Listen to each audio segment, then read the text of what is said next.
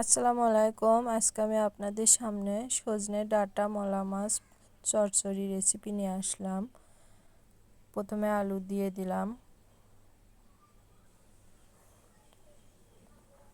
পেঁয়াজ দিলাম, কাঁচামরিচ, হলুদ, স্বাদমতো লবণ, আদা রসুন পিষা, পরিমাণ মতো তেল দিয়ে দিলাম। চচ্চড়িগুলো মেখে নিয়ে এখন আমি মলা মাছগুলো দিয়ে দিলাম। সজনে ডাঁটাগুলো দিয়ে আমি সবগুলো এখন মেখে নিলাম। মেখে নেওয়া আমার শেষ। এখন আমি পরিমাণ মতো পানি দিয়ে দিলাম।